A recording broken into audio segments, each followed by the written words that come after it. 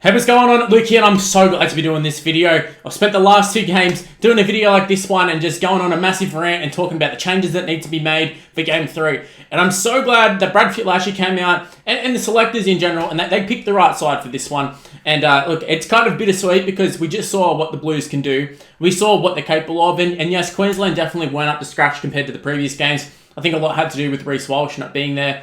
As good as Brimson is, obviously Walsh has been there for the first 2 games. Having a different fullback come in, it's not ideal. And also, I think the desire just wasn't there. I know Queensland fans will say, we want the clean sweep, etc., etc., but the reality is there hasn't been a clean sweep in 13 years, despite some of the best sides attempting to do so.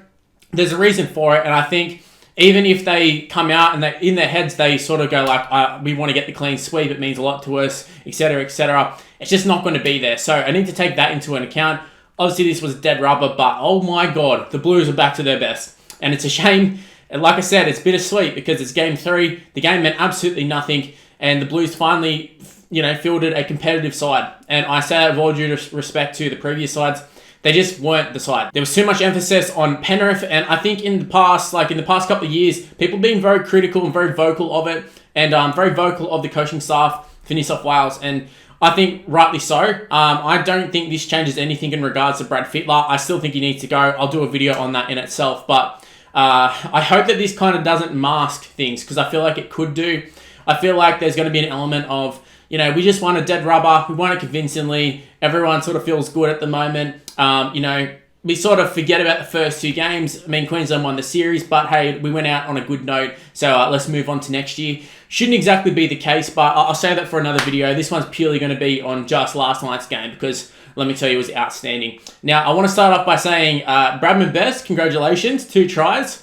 Yes, he did answer the critics, including my own one. I was quite vocal. Everyone was quite vocal. I don't think everybody was wrong in what they were saying. I just want to point that out. They can still be right about his selection being questionable with him also playing a good game. I said this in the lead up too. I said, if he comes out and has an absolute stormer, which I wasn't expecting him to do, but if he came out and had a 10 out of 10 game, which he essentially did, I said it doesn't really justify him being selected still. Like, I know in a way it sounds quite strange, but my point would be, I feel like if Latrell Mitchell's there, we still do the same thing. If Campbell Graham's there, still do the same thing. I feel like if we actually just had a fit centre in there, we probably would have done similar sort of things. Now, I will say his defense was outstanding. Him and Adokai's combination was great. So in that aspect, the combination was really, really good. But Stephen Crichton was absolutely outstanding on the other centre position as well. So it was just more so the team as a whole got it right. Where in previous games we had Damien Cook play there. We had Tom Trbojevic who got no ball and then he ended up getting hurt. So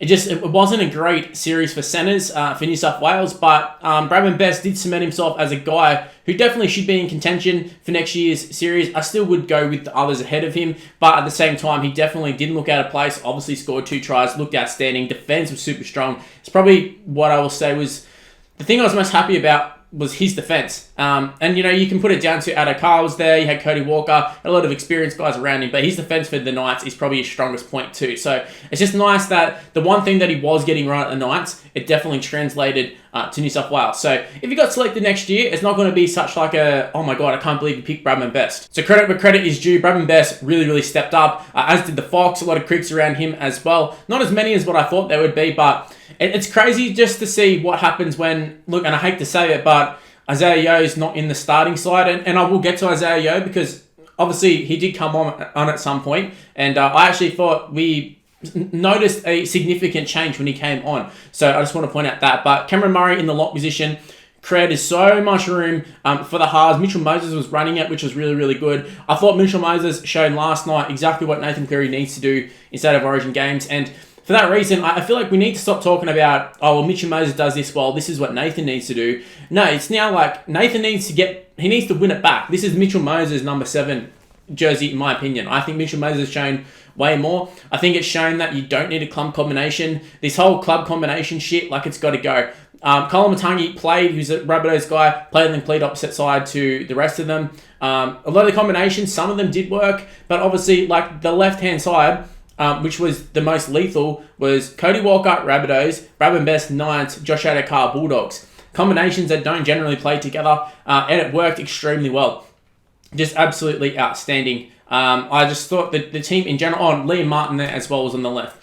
So Colin Matangi was super, super strong. Really liked him. He just showed that he was made for State of Origin. He's one of those players who looked right at home. I think he played the full 80 from memory as well. I just absolutely loved Colin Matangi there. Really justified his selection and sort of justified like why people wanted him in the side to start off with. The fact that he wasn't there for game 2, quite strange. Jake Trbojevic, we just showed how much we needed Jake Trbojevic and Regan Campbell-Gillard. I did my video yesterday and I talked about the reasons why New South Wales can win, and it all sort of went hand in hand with each other. One good thing allowed the next one to be good and allowed the next one to be good, and in that aspect it's sort of like the domino effect. So Jake Trbojevic is there.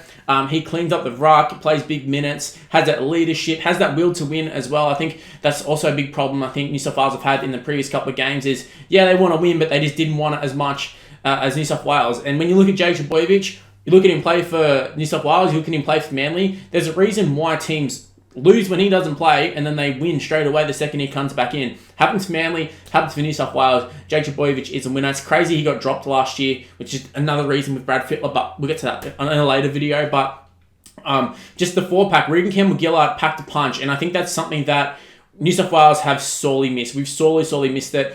We've been trying to ball play way too much in the last couple of years, and I think State of Origin is all about just having those effort plays, having those guys who just get in there and take those shit runs and bend the line, and that's what Campbell-Gillard did. It's another reason why I wanted guys like Clemmer and why I think they've been good in the past, and New South Wales went away from it. We went for the ball playing forwards like your Junior Polos and such, and it doesn't work. You got Jake Trbojevic who can roll up the sleeves, Campbell-Gillard can roll up the sleeves, and I think they had a massive impact. And obviously you add Payne Haas in there, and it could be anything, but Campbell-Gillard showed exactly why he should have been there as well in game 2. It's kind of, this is what I mean by it's bittersweet, because there's some guys who should have been there in previous games who weren't there, and it was kind of just through, like, they got forced into making these changes. The only reason they're in the side, and it's worked out well.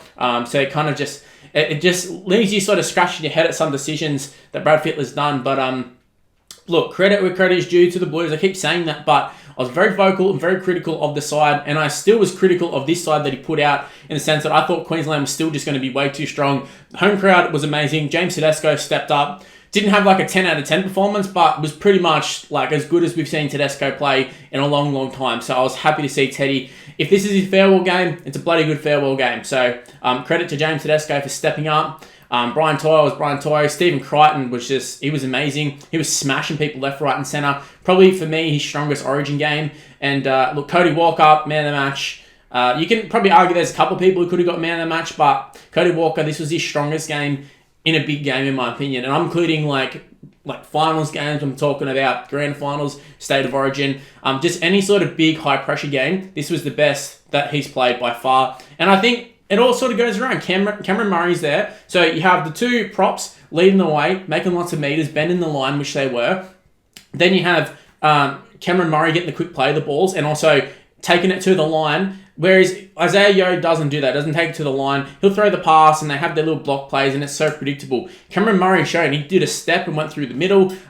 He's shown that he's got more than just ball playing. He can run hard, he's quick too, so that they can't slack off and they have to sort of stay with him, which, draws in the defenders. And then if he goes out the back, well then he's gone to the line and he's going to get it out the back and there's going to be space for your Cody Walker, for your Bradman Best, for your Josh Adokars, and everybody benefits from it. And that goes for Mitchell Moses as well on the right-hand side. I don't think it's a surprise that Cameron Murray played lock for the first half. Isaiah came on and played prop for a little bit. Second half, Cameron Murray, I can't remember if he got subbed off or what happened, but Isaiah ends up playing lock. And it kind of stifled the attack, I can't lie. And they're talking about how, Cherry Evans and Queensland are defending differently. But I honestly think it's literally just a case of New South Wales were attacking differently all of a sudden. And then, I don't think it's a coincidence that we scored all the points with Cameron Murray as the 13. I really don't. And I think that kind of just proves the point that everybody was saying going into this game that Cameron Murray needs to be the 13. Isaiah Yeo, good club player. Nathan Cleary, good club player. Jerome Luai, good club player. Them as a whole, like Penrith as a whole, very, very good club side. You can't just chuck a club side into the State of Origin arena and expect the same results. So this kind of proved the point that everybody been saying is that you can't just play as Penrith 2.0 and hope for the best. We actually went out with a bit of a game plan. We played flat, we played fast, and look, we played excellent, and that's all I got to say about that. Now I'm going to wrap things up here. Hopefully you did enjoy it. I didn't really talk too in depth about particular tries or anything, but Josh Adokar try, one of the best tries I've ever seen in State of Origin, kind of justified him being in the side. Shame he got injured in the last couple of seconds. Gutherson was like, why do you have him in the side? But the game was such a write-off at that point that you kind of didn't really matter. But I just thought like a dead rubber, right by like, 10 minutes to go. Chuck him on. Like, if Adokar doesn't get injured, does he even get on? I don't know. But guys, let me know in the comment section below. What were your thoughts of State of Origin Game 3, the New South Wales Blues avoiding the clean sweep? I am excited about it, but also like, we know the reality is that the series was over, so we don't get too far ahead of ourselves here. Obviously, if things were different, like we've seen New South Wales come out and put 50 on Queensland and then lose the dead rubber. So it is what it is. But yeah, guys, let me know in the comment section below what your thoughts of the game. Also, go ahead and leave a like on it if you happen to enjoy this video. Make sure you go ahead and subscribe as well. We've already hit 15,000. Also, State of Origin's over, but that doesn't mean we're going to stop making the content too. So subscribe, leave a like. It all sort of goes hand in hand. The more likes, the more eyes on the videos, the more subscribers. So shout out to everybody who's subscribed. Shout out to all the members. You're currently seeing them on the screen right now. A lot of familiar faces, a lot of new ones as well. Shout out to everybody who's joined over the recent months. Definitely been one of my more successful months in terms of members and super chats and all that sort of stuff. So shout out to every single one of you guys, members and super chats included. And also my social media, it's on the screen right now. It's Mr. Luke and YT. Go ahead, chuck me a follow, give me an ad. That's my TikTok, Instagram, Snapchat, all that sort of stuff. Give me a follow, give me an ad, and I'm gonna wrap things up here. Thanks for watching, guys. Stay tuned for my next video, and I'll see you next time. See yous.